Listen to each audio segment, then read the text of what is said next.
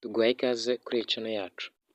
Muri iyi video ngiye kukwereka uburyo ushobora kuba wamenya igihe abafollowers bawe kuri TikTok bari active kugira ngo ubone igihe cya nyacyo cyo gupostinga video yawe kugira ngo algorithm iyipushinge igire views nyinshi, like, share ndetse n'amakomenti na engagement yawe ikomeze kuzamuka hamwe na account yawe ya TikTok. Icyo usabwa ni ukubona nanjye kuva ino video itangiye kugeza irangiye nkakwereka inzira ushobora kuba wabikoramo kugira ngo umenye igihe cya nyacyo wajya upostingiraho video zawe kuri TikTok.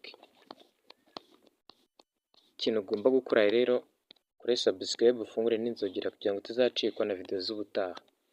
Uraza ufungure iyi TikTok yawe nk'ibisanzwe, urayikandaho gutya,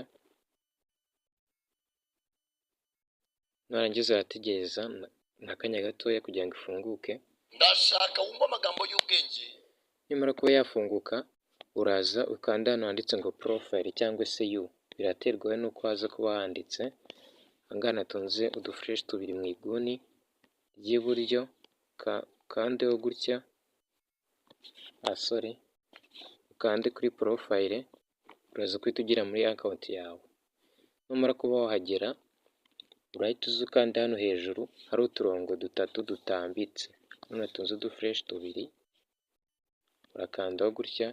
Numara gukandaho, urahita uza hano kuri option ya kabiri uturutse hasi yanditse ngo TikTok studio. Hano natunze agafresh, uhita ukandaho gutya, utegereza akanya gatoya biterwa na internet yawe ukuntu yihuta. Urabona ko byamaze gufunguka. Ugitungukira hano baraza kuba bakwereka post views, net followers ndetse na likes. Ariko twebwe icyo dushaka ni ukumenya igihe cya nyacyo cyo gupostinga video kuri TikTok kugira ngo algorithm ya TikTok ibe yayipushinga tubone views nyinshi. Urahita uza rero ukanda hano natunze udufresh tubiri, kandaho gutya. Numara gukandaho bihita bifunguka, uraza gutungukira kuri dashboard imeze gutya.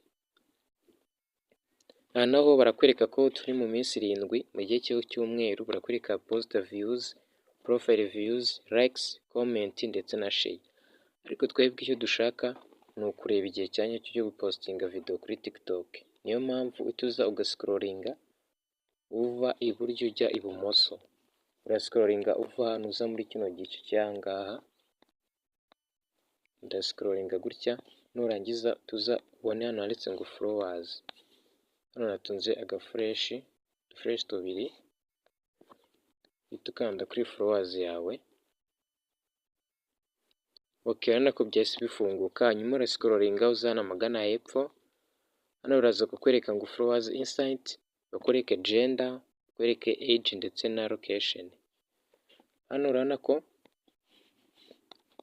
bari kwereka abagabo, igitsina gabo ni 67%, abagore cyangwa se igitsina gore ni 31%, others ni 2%.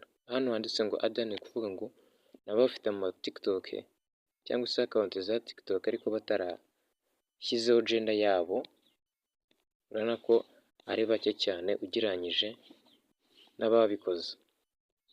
Hanyuma uraza kwita scrollinga ujya hano hepfo, uhita uza hano kuri iyi graph dufite hano. Ahangaha rero uhita umenyera cya gihe cya nyacyo cyo gupostinga video yawe kuri TikTok. Hano handitse ngo over the past 7 days most of your followers were active on November 24 at 12 am. Hano mu minsi yacu 7 ishize batubwiye yuko abafollowers bacu bari active saa 6 z'ijoro ku itariki 24 saa 6 z'ijoro. Usubiza ati abafollowers ubona abantu bapostinze video mu gitondo, saa 6, nimugoroba cyangwa se nijoro, ukibaza ati se kuki baba babikoze? Biterwa n'igihe abafollowers babo babera active. Hanyuma bahita bakwereka ko saa 6 z'ijoro abafollowers bacu 25 bari active. Ubwo iyo postinga video ako kanya ye kutugira nka views 25 zigakomeza no kuzamuka kuko algorithm ye kutupushinga video yawe. Ni buno buryo rero ushobora kuba wabirebamo. Niba ushaka no kureba n'ikindi gihe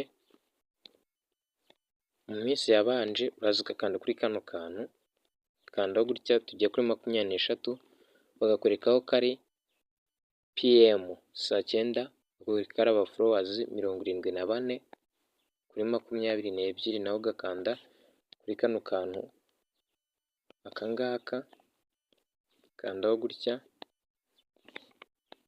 kuri 22 bari saa 6 bari 76 saa 6 z'amanywa. Ni buno buryo rero ushobora kuba wabireba kugira ngo ube wamenye igihe cyanya kiri bupositingire video yawe kugira ngo ize kugira views nyinshi, bityo bigufashe kuzamura account yawe ya TikTok. Iyo twabanye nizeye ko ukoze subscribe ugafungura n'inzogera, nimba ari igitekerezo cyangwa ikibazo ufite ubyandika muri comment tukagufasha. Share nayo ni ingenzi cyane ku bantu benshi kugira ngo dukomeze kubyaza umusaruro social media zacu.